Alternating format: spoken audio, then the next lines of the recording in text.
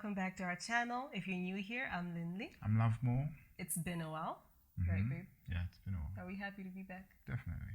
We're back. So today, what are we doing? So today we just want a chilled approach to our videos. We're just gonna ask some questions. We've prepared a few questions that we're gonna ask each other, and we'll answer our own perspectives, and just have a good time answering questions. Yep. Fun. Shall we start? Let's go. Okay, do you want to pick? Just Okay, first question. do any question that's first question. Do you believe in traditional male or female roles in a relationship? So when you say roles, is that like what to do like in the home? What do you mean roles? Any roles that are stereotyped to be gender specific? Oh, okay. No, not at all. I think anyone can do anything in the home. I think usually it's the cooking, it's the cleaning, it's that type of thing that usually gets stereotyped into gender categories, or women or men. I feel like anyone can do it. Like, my approach to marriage and the home is partnership. So as a partner, you should be able to do what your fellow partner is doing and just support in that space. So you can take the car to the mechanic if you wanted. I can cook. I feel like anyone can do anything. What do you think? I agree, for the most part. Let's start with what you don't agree. Okay, I agree with not having the traditional male and female roles in a relationship.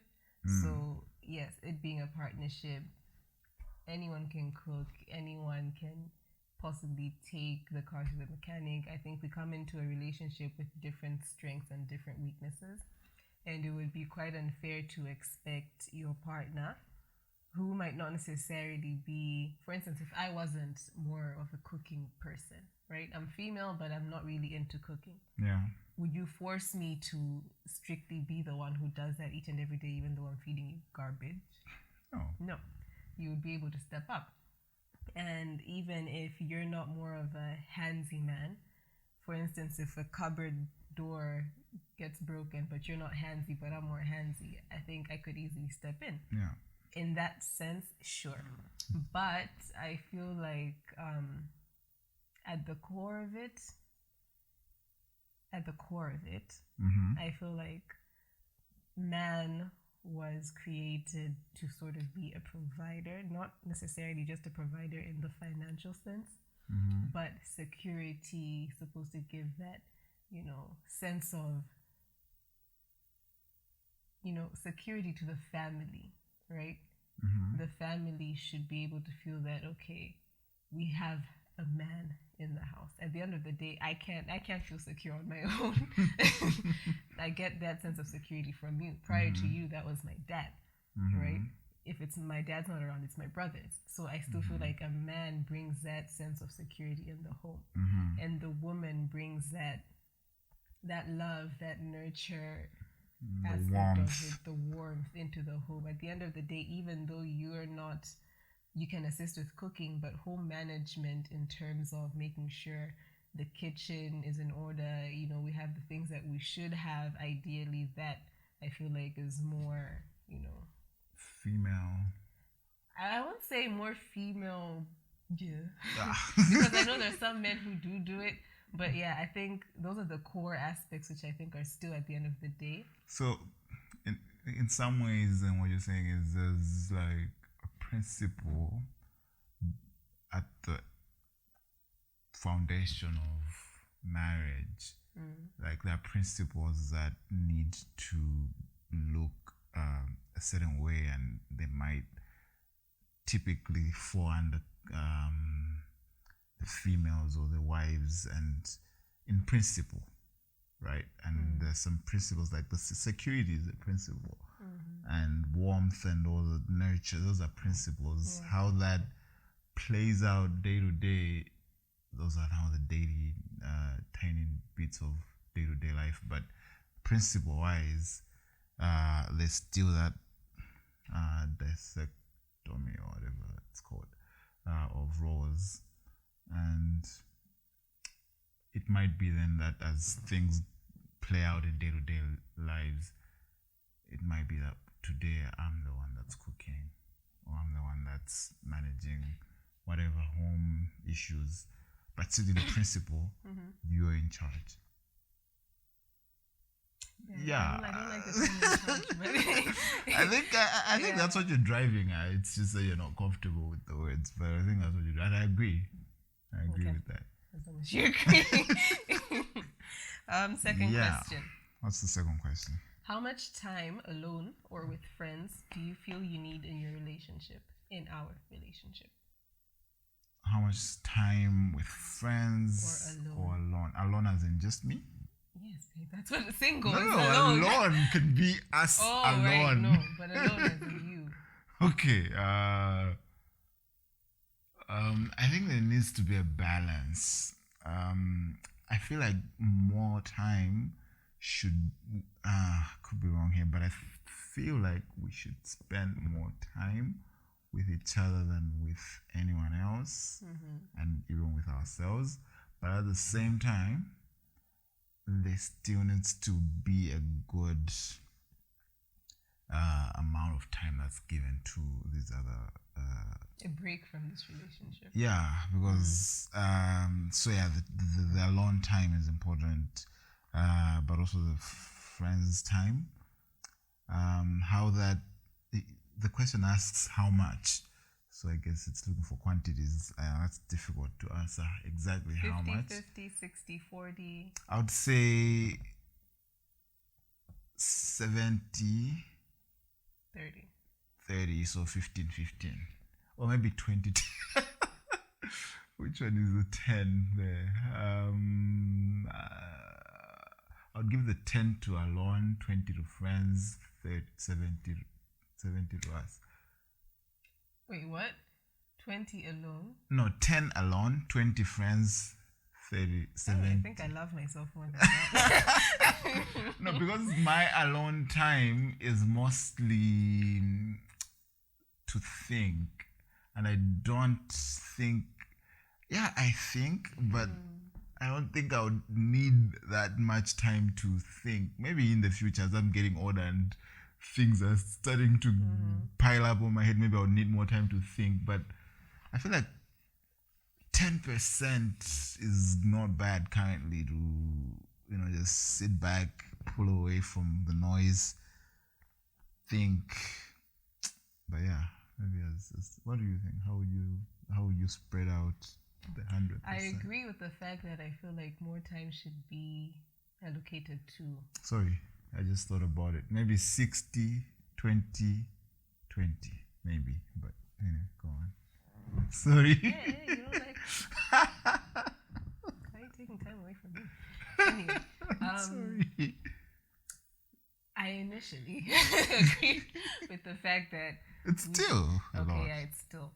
But yeah, the fact that more time should be, not that should be, but I generally, personally, I like, babe, since we got married, especially, like, we've been together. Yeah. We hardly spend time outside of this. If we're not at work, we're together. We'll be at work. We'll be home together. We'll be even friends. Weekends we can go to church, but usually for the most part, until recently, because we just found a church, guys. Yay. We found a church. We would find ourselves home together all afternoon. Yeah. The next day, Sunday, late breakfast, in home, bed. and we're good. Very fine. We're good. So I feel like more time to this. And maybe because I'm not much of an extrovert and I don't really have circles of friends where I can be like, oh, hey, nah. So maybe that's why I don't allocate much time to that. Yeah. But personally, I love my alone time. Okay. So I would prioritize us than my alone time. How much? Numbers? Well, based on our current reality, I think it's 70% us, 20% me when I go to work, and the 10% of friends might even be 5% friends and 25 alone time at work. And I would agree with that. Because the time we're with friends, it's pretty much it's us mostly time. Sabbath afternoon or once in a while Sunday. like once in a while. It's not every time. So Pretty much, I love being with my husband and myself. yeah, I would agree with that. You don't do a lot of outings with friends and whatnot, which is fine. Next question. Is there a personality trait that always ticks you off in a person? Sheesh. Wow, that's interesting. Okay, yeah, there is there are a number of them, but let's focus on one. I think one thing that ticks me off so much, guys, is when you can tell that this guy is just about them. Like self-centeredness, like just, what do you call it, narcissism? Like it's Narcissist. yes. Gosh, I can't stand that. Like you're talking to someone. Maybe you're sharing something about yourselves, and then they just somehow make it about them, or you're trying to talk about a success story about someone, and then me too. This time there, oh gosh, like I know. That one is huge. Like people who are self-centered. I know that to an extent we're all proud and whatnot, but there's this overbearing. Yeah, like you can't stand. It's just no, I can't stand such people. Yeah, that's one thing. If I were to pick one, but I think others that are lighter. It's actually the same for me. Like there's one thing that truly aggravates me is people who are so full of themselves and they have some sort of they disregard other people's feelings. They have no regard for other people's feelings. They feel as though they know everything. They don't care to hear other people's opinions. Everything's about them. Yeah, that and me. Then like for those people that when you think the only way that you're going to look good is if you put people down. Like if you push everyone else down, then you feel like that's the only way that you're going to shine. And like as you're maybe narrating a certain story, like they'll try to, oh no, but that wasn't that great. That was so that like I don't know if you've ever experienced that, so that they feel like the hero of the story or the star in the room. Actually, I know someone initially who used to be like that. Okay. I don't want to, because if I say initially, that means they changed. But first impressions. So never met this person for the first time. That was their personality. Okay. Right, and obviously I'm like, ugh. But like eventually, third, fourth, fifth time meeting them, being around them, they actually, seem to be down to earth, but it's more of maybe things that they've experienced in life or gone through. So they feel like they have to constantly, they talk themselves up so that they don't feel as though they're small. Okay. So maybe someone who has experienced abandonment, someone who has felt out of place, or someone who has, experienced a lot of negativity. Now they've built this barrier to say no one's going to, break me down. Right. So I'm going to be the first one to let you know that I'm good. Yeah. I'm the best. Yeah. So, yeah. But still, that type of personality is not. I don't have the patience for it. Okay. What's the next question, I think? What's your favorite thing about our relationship? A lot. Just one? One. Just one, really? Okay, if I were to pick one, let's see. I think if I were to pick one thing that is really, really cool about us is we're real. By that I mean, I think we try at least to the best of what we can do to be as down to earth and as realistic as possible in whatever situations that we're facing. And like, just okay, if we're not doing great, then we're not doing great. You know what I mean? Like, great where? Could be in our, let's just pick one, maybe communication or whatever. If we're not doing great at that time, then we're not, at least I think we don't try to pretend we're good. We'll confront the issue, and sometimes it's messy, but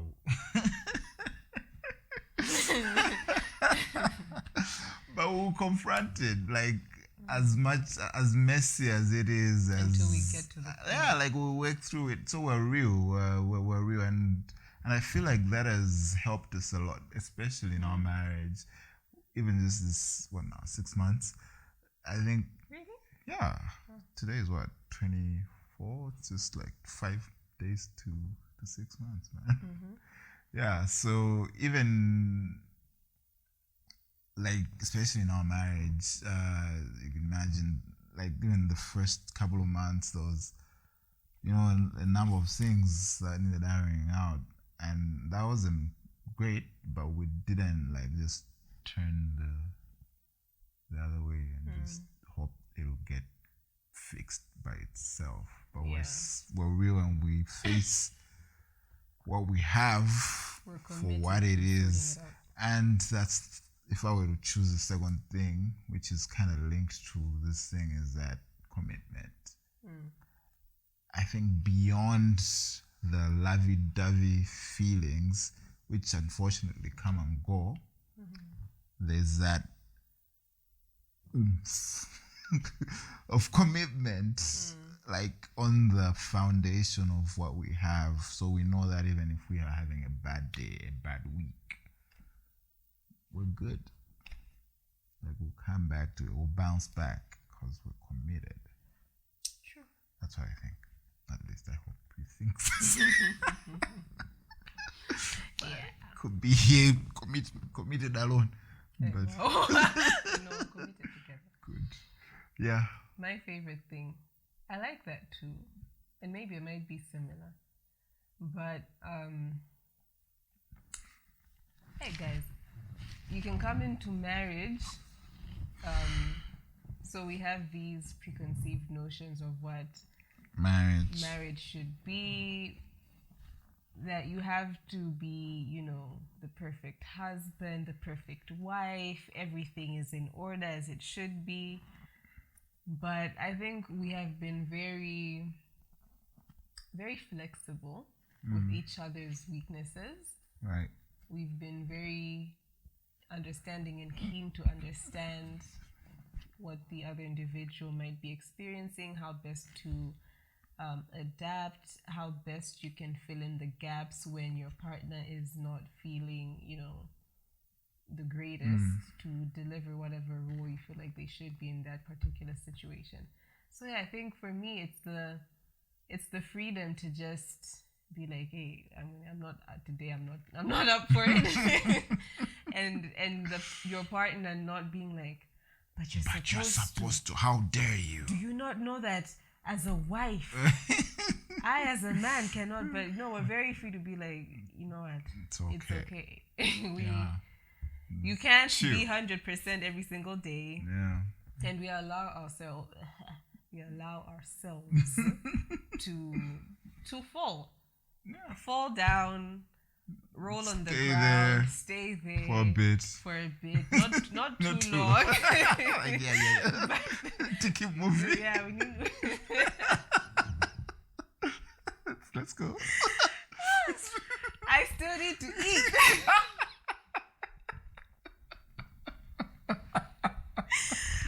But yeah, I think especially Oh my god, I could tell when this was good. Oh my god. especially this has been profound. Like this past month, hey guys, It's been real. So we've not had a maid. Hey, we've been through it. We've been through it. Yeah, it's been real. It's affected a lot. Yeah. Whew. Yeah. Productivity. Anyway, that's my favorite thing in this season. Next question. Do you believe that everything happens for a reason? Yeah, but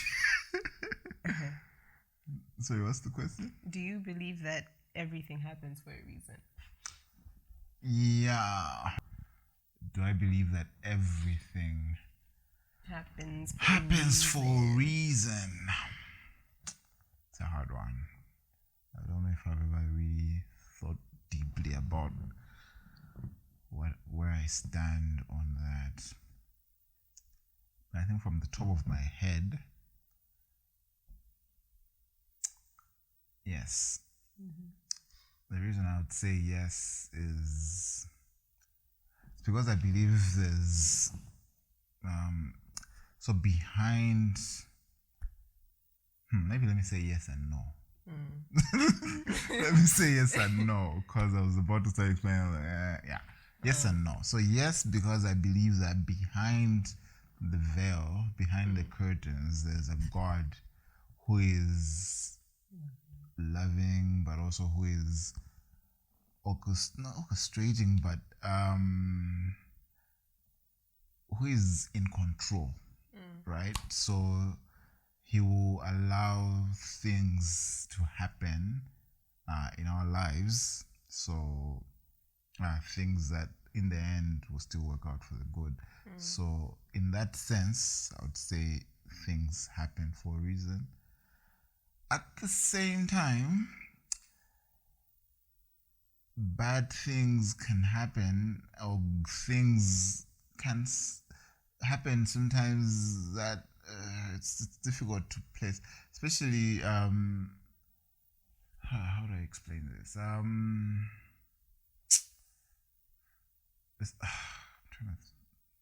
battling with a certain thought.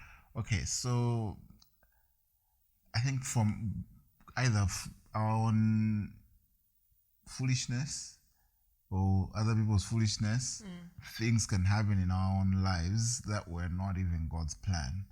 So in that sense, we can't really place this has happened for that reason.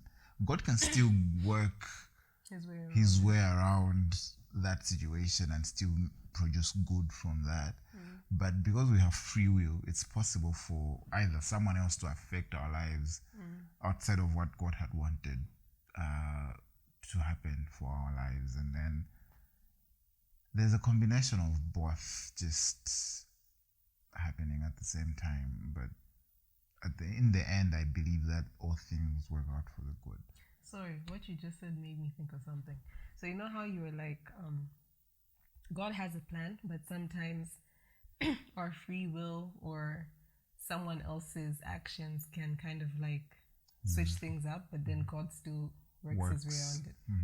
Do you think God has like, you know how in that Marvel movie, which one? there are like a million possibilities. Oh, right, so right. Do you think like Endgame? God has like Lindy's life today. It could possibly end up like this based on these choices. Is that what it? I think so. I 100% believe that, and I've believed that for a long time. So it's like if I do this, something might happen, but God will wave it out like that. If I do this, so this is what I believe in what you're describing. So God, okay, we make how do we process reality? Like what's the currency for reality? It's time. We process reality through time, right? Like you remove time, there's no reality. How do you process tomorrow, today, now, past? It's all time, right? That's how we look at what's happening to us or what has happened to us. God does not exist in time. God is like he created time, but he's not that's why it's God forever, today, tomorrow, whatever. Or God knows the past, the end from the beginning, or all these things, because God, he looks at time like from an aerial shot, from an aerial view, like the whole timeline.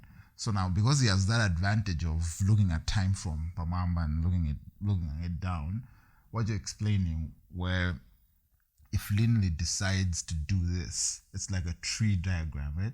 But if Lynn decides to do this, these are the possibilities. And then, okay, when he decides to do it, he can also decide to do it. And then it's just this never-ending branches of possibilities. But now you, because of your free will, is going to choose one single line, you know?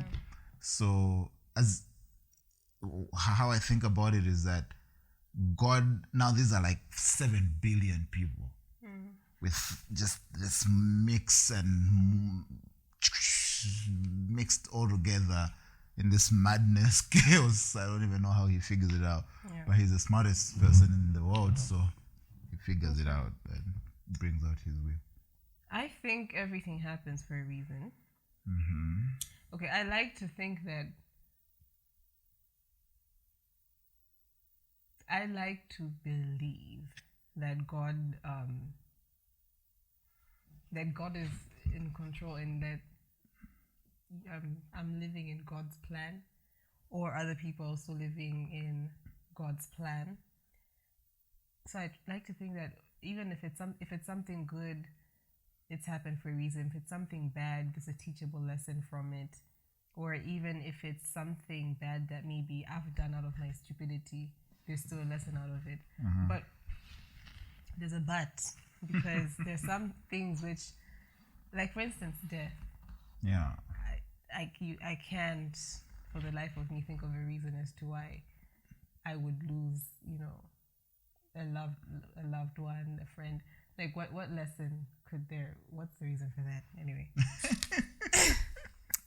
that's where I draw the line. A topic for another day. Do you think there's such a thing as luck, or do we create our own outcomes? Luck, or do we create our own luck, our own outcomes? Do you believe in such a thing called luck, or do we create our own outcomes?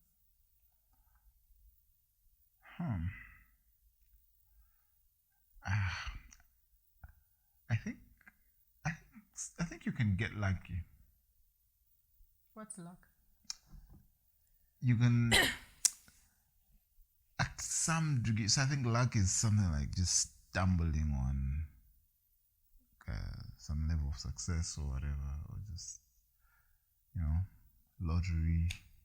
That could be luck. Okay, That's luck.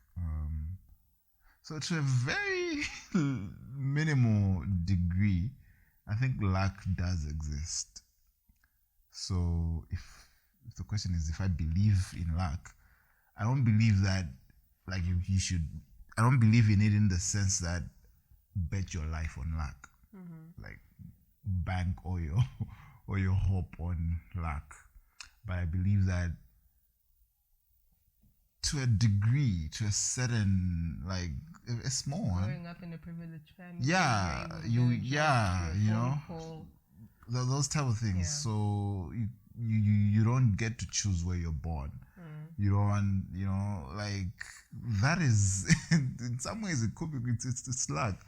Yeah. But to a greater extent, like we create our own outcomes to the big, like even there are stories of people who were born in rich or in privileged families, but they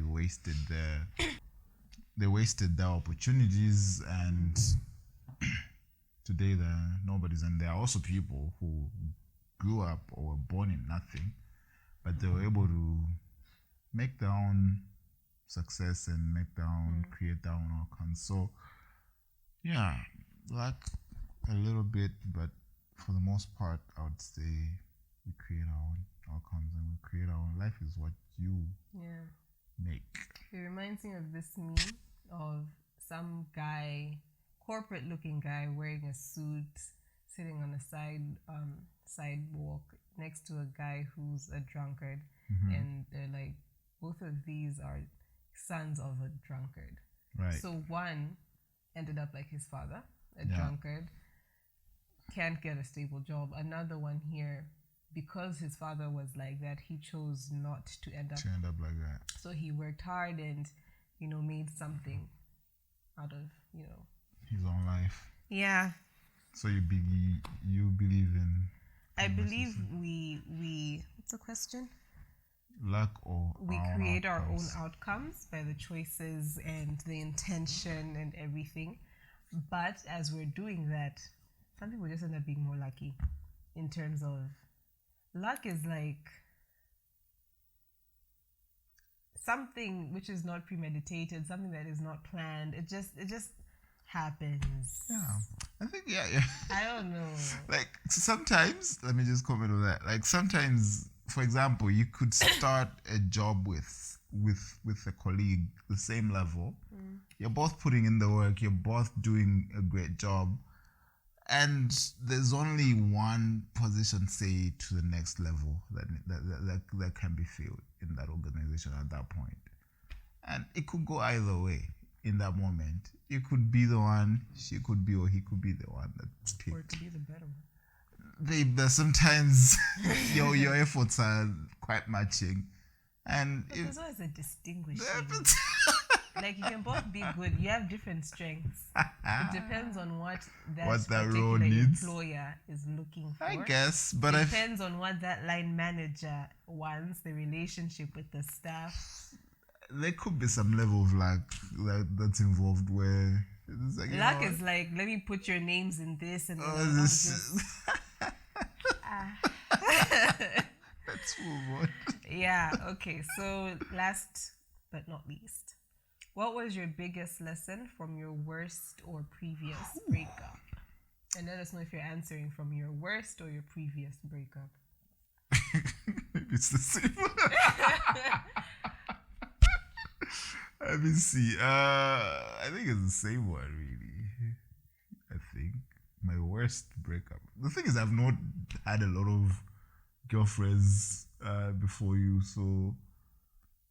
And the other was I was pretty much a child, so the only serious breakup that I can think of is my previous breakup, which is the one that is also, I guess, my worst. And what's the lesson is the question. Yeah, what's your biggest lesson from it? Right.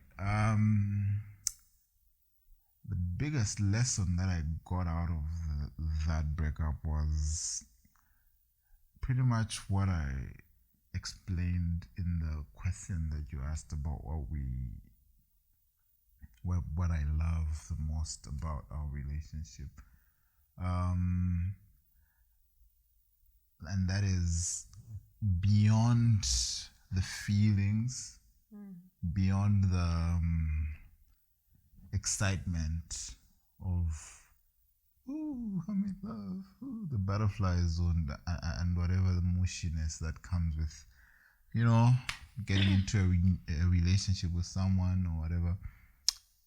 There has to be that deepness of commitment. Without that, once those things go, yeah, you start to it's downhill from there, and you won't last. Which I think is in some ways what happened with my previous relationship. That as soon as the butterflies, it took a while, but as soon as it went, it was really difficult for the both of us to see what we were doing in the relationship in the moment, and it was just downhill from there. So I think my biggest lesson there was that those things are important, but they're not the most important thing. I think one, I think that was Mike or Todd. If it's not Mike or Todd, it was somebody else, a presenter, a speaker that we're listening to, or I was listening to, described it as when you're trying to be warm, when you're trying to, say it's winter and you're trying to get warm from a fire, when you put things like newspaper or I don't know what, just things that burn fast, for a brief moment, you're going to feel warm because there's like a lot of flame. But the fire dies. Yeah, but like within a minute, it's gone and you're cold. But if you put, because in the US, I guess they use a lot of coal, but here you could think of charcoal. Right? If you put charcoal or coal, if you know what coal is, Oh, wait. do you? Wait, no. Because you just said charcoal, coal. Those are two separate. They're different, but Go on. it's okay. Because I'm like, are you trying to insult me? No. But it's Yeah, it turns out I don't. It's coal. Coal is, it's fine.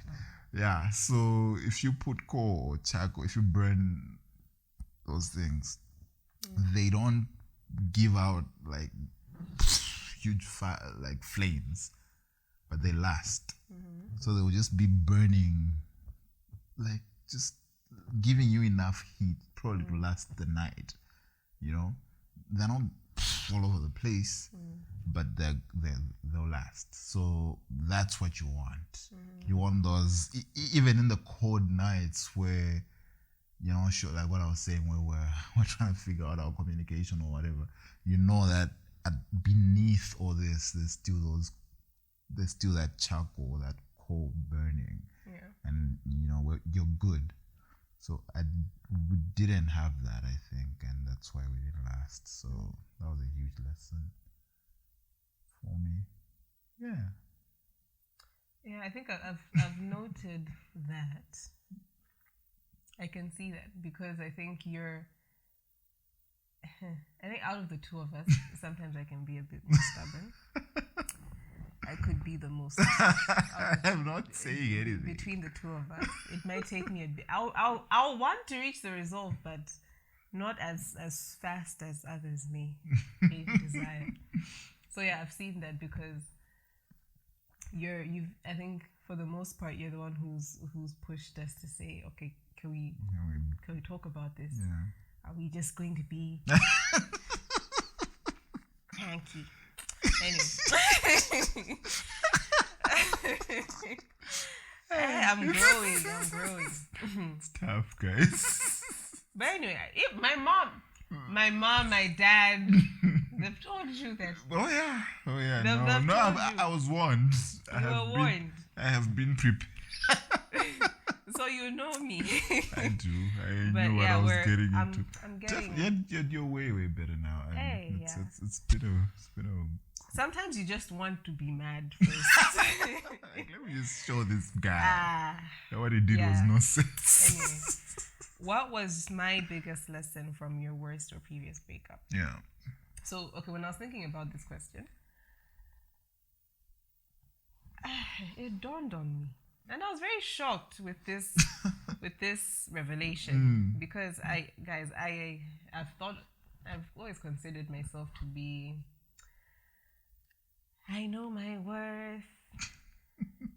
I don't need a man for if I'm going to date, like that type of person. I considered myself to be self. And then when I was thinking about my biggest lesson. Sorry, before you go on, is this the same? So worst and previous same, or which one are you talking about? So here's the thing, right? The lesson is the same. In all the. So it was a cycle. Okay. When babe, I thought about this. Like I sat and I thought about this, and like it was a repetitive cycle. Because pretty much I've told you, like I've had like one serious relationship since I was born.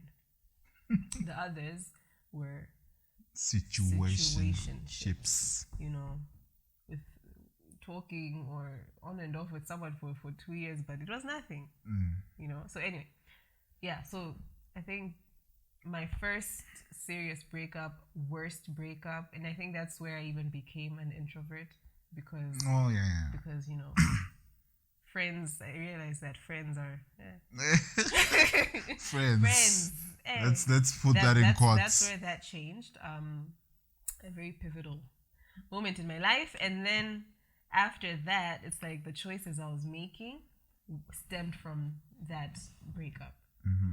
So my biggest lesson was self-love. Like self-love and knowing your self-worth is very important. I realized today, it's not like I knew that at the time or that I even, actually no, I wrote it in my letter to God. So what I used to do was trying to find validation from that situation, right? Or from that guy. Trying to my sense of worth, or like, oh, I'm someone who's actually important, was based on this individual, right? The person that I'm with. And now the problem is I would go for people who know themselves, people who are very confident, and people who can also be condescending. The trait I don't like was often in the people I was going for, that trait. So turns out that being with those people, I guess, made me feel, not that it made me feel, because again, self-worth is an inward development. So that feeling of worth would never be attained, but you're constantly seeking it in the same type of relationships. And then I guess that moment where I was like, okay, I need to find God. I need to take a break from relationships and everything, because I'm just giving myself to something that is just ridding me of all the it drains you. So self-worth is very important. Know who you are. Know that you are deserving of the highest order of love. That was my biggest lesson. Don't settle for anything just because the hype. High school, people are dating, maybe you should date as well. What are they looking for? University, same thing, the hype. Make me feel children. Anyway. Self-love. I never knew that. I thought I was strong. Anyway, last question. Would you rather be loved, respected, or admired? Loved, respected, or admired? Loved. Why? So, loved because I don't think it's possible to love someone and not respect them. You could respect someone and maybe not love them, I think. And I don't think I aim at admiration at all. Like, maybe, I don't know if maybe you could, unless if I could hear what that means in this context. But I don't think I have ever desired anyone to be like, whoa, hey, like I admire. I don't know. I've never really aimed for admiration in whatever I do, so I wouldn't really put that in anywhere near what I would want. But loved or respected, I would rather someone focused on love, because I believe you're going to respect someone that you love, no matter what. But because respect is sort of like an overflow of love. I love you, therefore I am not going to do this thing. Because respect is pretty much you knowing what your partner or whoever it is that you're respecting doesn't like, and out of respect you say, yeah, I'm not going to do that because I respect you.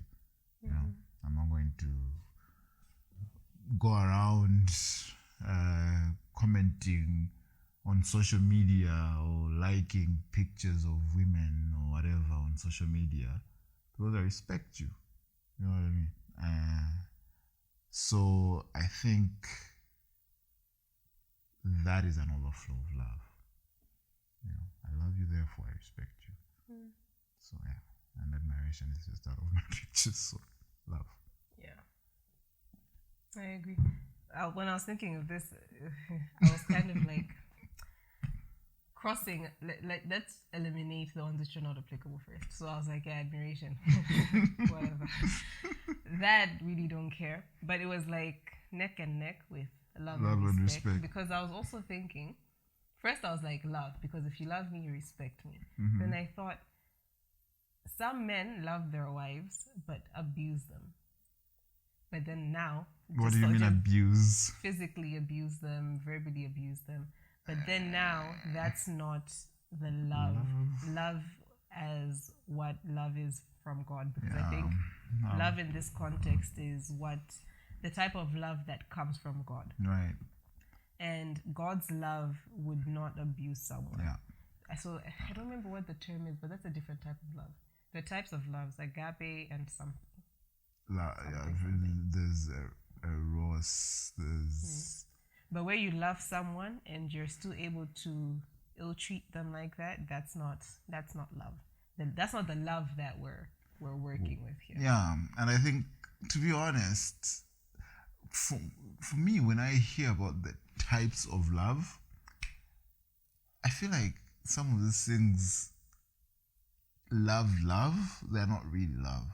Because like when you talk of like what they call eros, right?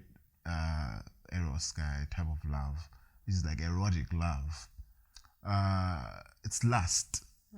Like if you really if you boil down to what it means, it's lust. So it's not love in the sense of love is love. Love is what love is just love.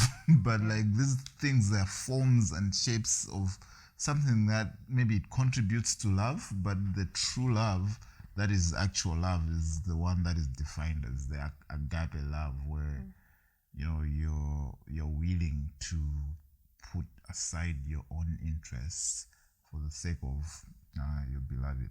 And so I would rather be I would rather be loved. Respect is close because not respect because of things I've attained or any privileges that I have or would want to have, but respect on a human level. But also, in the case where you don't love me, at least respect me. I feel like respect is very key in any relationship, whether there's no relationship, even if you're just acquaintances, complete strangers. I think respect starts, and then the love can also build from there. Or you love and the respect comes along with it. At least respect me as a human being. Yeah. Those are the questions that we had. Yeah. I had fun. That was fun. That was exciting. I hope you enjoyed it too as much as we did. Ask the questions, to your partner. Spark some conversation. You might learn something as well. Yeah. Don't forget to like, share, subscribe. Turn on your notifications. Yes. Yeah. And hope to see you next time. Bye. Bye.